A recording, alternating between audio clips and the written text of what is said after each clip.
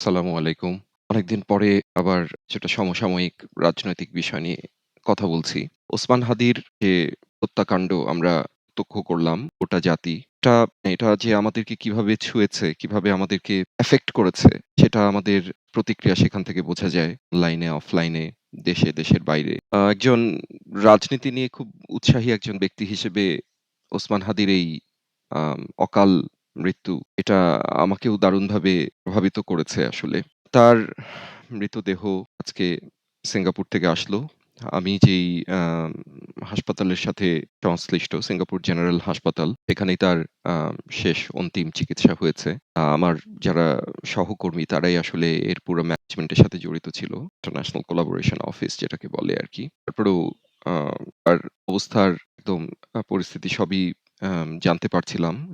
যদিও সেটা জানানোর সুযোগ ছিল না নীতিগত কারণে। এই তার এই মৃত্যুর ব্যাপারে বা এই ব্যাপারে আমি মানে আ জানতে পারছিলাম যে কি ঘটছিল বা ঘটনা প্রবাহ কোন দিকে যাচ্ছিল। তাছাড়া চিকিৎসা বিজ্ঞানের যে ব্যাকগ্রাউন্ড সেখান থেকে আগেই বুঝতে পারছিলাম যে এর পরিণতি কি হতে যাচ্ছে। তো আজকে মূলত যেটা বলতে চাচ্ছি সেটা হচ্ছে যে তার হত্যাকাণ্ডকে কেন্দ্র করে যে ঘটনা প্রবাহগুলো আমরা অবলোকন করলাম, দেখলাম জাতি হিসেবে সেটা আমাদেরকে এক ধরনের রিফ্লেকশন বা নিজের দিকে তাকানোর, ফিরে তাকানোর একটা তাগিদ সৃষ্টি করেছে। আজকে কাদা ছোড়াছুড়ির দিন নয়, আমাদের ভাইকে আমরা হারিয়েছি। তাই এটা নিয়ে মানে কিছু বলার থাকলেও বলার রুচি হচ্ছে না। আবার এইখান থেকে যেই আ আমাদের দেশে এ ধরনের পরিস্থিতি আরো ঘটবে। আমরা যে ভয়াবহ অপশক্তিকে দেশ থেকে তাড়ন করেছি। তাদের দেশের মানুষকে শোষণ করে অঢেল অর্থ তারা লুটে-পুটে নিয়ে গিয়েছে। সেই অর্থ এখন মৌজ-মাস্তি করছে এবং তার হারানো সাম্রাজ্য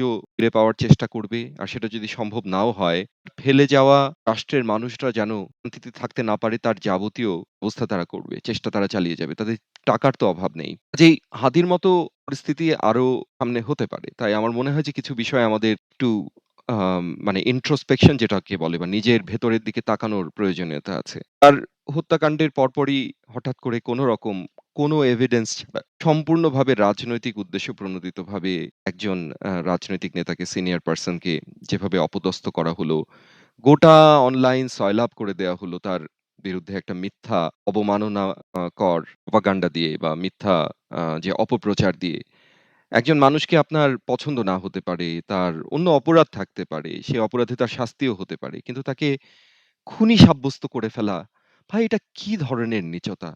এবং সেটা আপনারা করলেন যখন একজন মানুষ মৃত্যুশয্যায়। তার জীবন সে বাঁচবে কিনা আমরা জানি না।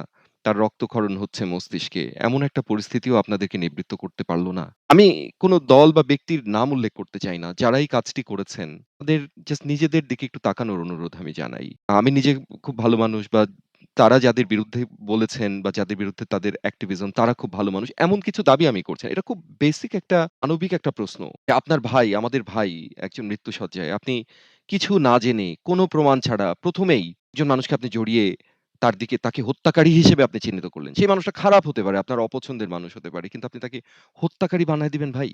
আমাকে একজন বলেছে, এটা নিয়ে কথা বলাতে আমাকে একজন সরাসরি বলেছে যে, "আমার মনে হয় হাদির হত্যাকাণ্ডের সাথে আপনার হাত থাকতে পারে।" চিন্তা করেন মানে আমরা কোন পর্যায়ে চলে গিয়েছি যে আমাদের রাজনৈতিক মতভেদ থাকতে পারে। কিন্তু আমরা আমার প্রতিপক্ষকে খুনি বানিয়ে দিতে আমাদের ১ সেকেন্ডও দ্বিধা হচ্ছে না, দেরি হচ্ছে না। কেন ভাই? কেন? মানে আমরা আমাদের মানে রাজনৈতিক প্রতিপক্ষ তো একটা কলিগের মতো। তাই না? আমরা অনেকে সহকর্মীর মতো। আমাদের মাঝে চায়ের আড্ডা হবে, তর্ক-বিতর্ক হবে, কখনো রাগ হবে, আবার সেই রাগ ভুলে আমরা পরস্পরকে জড়িয়ে ধরবো। এমনই না কথা ছিল আমাদের ৫ই আগস্টের পরে, তাই না? আমরা কি করছি? আমরা স্রেফ মানে আমার নিজের মতের সাথে মিলছে না তাই ঘৃণায় আকণ্ঠ নিমজ্জিত হয়ে আমরা তাকে খুনি বানিয়ে দিচ্ছি। আপনি একটু নিজের দিকে তাকান। আপনারা যে নিজেরা নিজেদেরকে এত মানে প্যারাগন অফ ভার্চু ভাবছেন যে আপনারা মানে সততার শ্রেষ্ঠত্বের শ্বেত কপোত নিজেদেরকে ভাবছেন, বলে বেড়াচ্ছেন, দাবি করছেন, ধর্মের দোহাই দিচ্ছেন। এটা কি মানবিকতার সাথে যায়? আপনারা মানে জাস্ট আপনার সাথে পলিটিক্যালি আপনি পছন্দ হচ্ছে না বা তার বিরুদ্ধে আপনার একজন আম আম বিরুদ্ধে হয়তো আপনার পছন্দের একজন প্রার্থী দাঁড়িয়েছে। সেই প্রার্থীকে আপনি সিন থেকে সরিয়ে দেওয়ার জন্য তাকে আপনার মৃত্যুর তহমত আপনি দিয়ে দিলেন। এই কাজ তো আওয়ামী লীগ করত। তারা ঠিক এভাবেই তো মানুষকে হত্যাযোগ্য করে বিভিন্ন রকমের ট্যাগ দিয়ে তাদেরকে আম প্রহসনের একটা ট্রাইব্যুনাল বানিয়ে আম আ ঝুলিয়ে দিয়েছে সেই মানুষগুলোকে। এখন তারা অপরাধ করেছে করেনি সেটা ভিন্ন প্রশ্ন। কিন্তু সেই ট্রাইব্যুনালের যে ভুল ছিল এবং সেই ট্রাইব্যুনাল তৈরি করা হয়েছিল একটা রাজনৈতিক মোটিভ থেকে সেটা তো আমাদের কাছে পরিষ্কার। তার মানে এই না যে তাদেরকে আমরা দায় মুক্তি দিচ্ছি, ইতিহাস তাদেরকে দায় মুক্তি দিচ্ছে তাও বলছি না। কিন্তু তার আওয়ামী লীগের উদ্দেশ্যের সাথে তো আপনাদের উদ্দেশ্য মিলে যাচ্ছে। আওয়ামী লীগ চেয়েছিল তার প্রতিপক্ষকে ফেইস না করে তাদেরকে সরিয়ে দিতে। আপনারা ঠিক সেইম কাজটা করলেন। আপনার প্রতিপক্ষকে আপনি খুনি বানায় দিলেন। আমাকে পর্যন্ত একজন মানে আমার মতো একজন নিরীহ কোন রকম মানে অ্যাফিলিয়েশন পর্যন্ত আমার নাই। আমাকে পর্যন্ত আপনারা জাস্ট এই বিষয়গুলো নিয়ে সামান্য একটু তর্ক করায়, সামান্য একটু কথা বলায় বলে দিলেন যে আমার হত্যাকাণ্ডের যোগসূত্র থাকতে পারে। চিন্তা করেন অবস্থাটা। মানে আমিও খুনি হয়ে গেলাম। আপনারা বলেন মানে যেই দলটি এই কাজটি করেছেন বা যে দলের সমর্থকরা প্রাইমারিলি এই কাজটা করেছেন তারা বলেন যে তাদেরকে নাকি সবসময় ঘৃণা করা হয়েছে। ঘৃণা দিয়ে তাদেরকে মোকাবিলা করা হয়েছে। কিন্তু দেখেন আপনাদের মাঝে কি পরিমাণ অপরিসীম ঘৃণা যে আপনারা মানুষকে হত্যাযোগ্য করে তুললেন। মানে কোনো কথা ছাড়া। ঘৃণা আপনাদের প্রতি মানুষ করুক এটা আমরা চাই না। আমরা চাই যে রাজনীতি দিয়েই রাজনীতির প্রতিরোধ হোক। আমরা চাই আমরা তর্ক-বিতর্ক করব। আমাদের রাজনৈতিক মতভেদ, বিরোধ সবকিছুই থাকবে। কিন্তু তারপরে আমরা একসাথে আবার আড্ডা দিব, গল্প করব, খোঁজ খবর নিব পরস্পরের পরিবারের, লেখাপড়ার ব্যবসা-বাণিজ্যের সবকিছুর খবর নিব। একটা সিভিলাইজড মানুষ পরস্পরের সাথে যেভাবে পরিচিত মানুষ যেভাবে ইন্টারেক্ট করে সেরকম করব। কিন্তু না, আপনারা সেটা হতে দিলেন না। আপনারা সম্পূর্ণভাবে আমাদেরকে ঘৃণার এমন অতলে নামিয়ে হত্যাযোগ্য করে তুলতে চাইলেন। আচ্ছা গেল। আদি গেল সিঙ্গাপুরে চিকিৎসা নিতে। আম আমরা সবাই আ সেখানে মানে তার জন্য ব্যাকুল হয়ে আছি, চিন্তিত আছি। আমাদের ঘুম, নিদ্রা সবকিছুতে তার একটা নেতিবাচক প্রভাব পড়েছে। আপনার একটা সর্বদলীয় বা একটা আম সবাই মিলে এক জায়গায় মিলিত হলেন। সেখানে একটা দল গেল না। তারা নিজেদের কর্মসূচি নিজেরা দিল। সেটা নিয়ে আবার আপনারা রাজনীতি। আমাদের ভাই ফিরে আসবে কিনা আমরা জানি না। সে কিন্তু আপনাদের রাজনীতির সেই চালগুলো কিন্তু বন্ধ থাকলো না। মানুষের প্রতি আমি আস্থা হারাতে চাই না। আপনাদের উপরেও আমার আস্থা হারাতে চাই না যারা এই কাজগুলো করেছেন।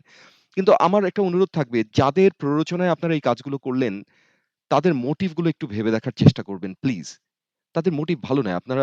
তারা যেই মুখোশটা সামনে নিয়ে আম আপনাদের সামনে আসছে, পড়ে আপনাদের সামনে আসছে, সেই মুখোশটা সরে গেলে আপনারা তাদের কদর্য মুখটা দেখতে পারবেন। তারা কারা আমি নিশ্চিতভাবে বলতে চাই না, জানি না, বলতেও চাই না। কিন্তু ডেফিনিটলি কিছু মানুষ এই বিষয়গুলো আপনাদের মাথার মধ্যে ইমপ্ল্যান্ট করেছে, তাই না? সেই মানুষগুলো কারা? তাদের উদ্দেশ্য কি হতে পারে? তাদের মানবিকতা কতটুকুন? তারা যাদের সম্পর্কে এই কথাগুলো বলছে তার পেছনে কোনো উদ্দেশ্য আছে কিনা? এই বিষয়গুলো একটু ক্রিটিক্যালি ভেবে দেখবেন। ক্রিটিক্যালি ভেবে দেখাই তো আমাদের কাজ। এবং সর্বোপরি যখন তার মৃত্যুর খবর কানে আসলো, তার আত্মীয়স্বজন যারা তার সবচেয়ে কাছের মানুষ তারা কান্নায় ভেঙে পড়েছে। তার দলের সদস্য তারা কোনরকম ভ্যান্ডালিজম করতে নিষেধ করে তাদের Facebook পেজে পোস্ট দিয়েছে। মানুষজন দুঃখ প্রকাশ করেছে। আমাদের পরিবারের সদস্যরা মুরুব্বি যারা আছে তারা পর্যন্ত আর কোনো খবর পেয়েছে কিনা, পাওয়া যাচ্ছে কিনা আম এই বিষয়ে তারা তাদের উৎকণ্ঠা জানিয়েছেন। অথচ একদল মানুষ রাস্তায় নেমে গেলেন আর একটা পত্রিকায় আগুন লাগালেন। আরে ভাই পত্রিকার সাথে আপনার মতের অমিল থাকতেই পারে। পত্রিকা আপনার মন মতো লিখলে তো সেটা পত্রিকা হবে না। সেটা তো আপনার নিজের মুখপাত্র বা দলীয় মুখপাত্র হবে। এই পত্রিকা তো একজন ব্যক্তি না, এটা একটা মনোলিথ না। এটা একটা মানে অসংখ্য মানুষের চিন্তার সেখানে প্রতিফলন ঘটে। চিন্তা ভুলও হতে পারে। তো তারা তো ওসমান হাদিকে হত্যা করেনি। ওসমান হাদিকে কারা হত্যা করেছে বা কেন করেছে সেটা তো আমাদের কাছে এখন মোটামুটি স্পষ্ট। আপনারা সেইসব দিকে নজর না দিয়ে বরং নজরটা ঘুরিয়ে দিলেন একটা পত্রিকা, ২ টো পত্রিকার দিকে। এবং এই হট্টগোলের ডামাডোলে একজন নিরীহ মানুষ মারাও গেল। নিরীহ কিনা তাও আমি বলতে চাই না। একজন মানুষ মারা গেল। মারার তো দায়িত্ব আপনার না। অপরাধ করে থাকলে তার শাস্তি দেবে রাষ্ট্র বা রাষ্ট্রের যে বিচার বিভাগ আছে, প্রশাসন আছে তারা তার ব্যবস্থা নিবে। কিন্তু আপনারা এই শোক আমাদেরকে মুহ্যমান করে ফেলে আপনাদের শোক কি তার থেকে বেশি হয়ে গেল? আপনারা জাস্ট একটা রাজনৈতিক আপনাদের প্রতিপক্ষকে ঘায়েল করার একটা মোক্ষম উপলক্ষ্য হিসেবে আপনারা ওসমান হাদির মৃত্যুকে বেছে নিলেন। এটা কি কোনো মানুষের কাজ হলো? আমরা অনলাইনে ফটো কার্ড গুলো দেখেছি, অনলাইনে স্ক্রিনশট আমাদের দেখা আছে, পোস্ট গুলো দেখেছি। ২ টি দলের সদস্যরা সেখানে overwhelmingly পার্টিসিপেট করেছে। তাদের কথায় তাদের ইয়েতে হয়তো অনেকের নামের পাশে বা তাদের পরিচয়ের মধ্যে পর্যন্ত সেই ২ টি দলের কথা ছিল। একাধিক দল থাকতে পারে।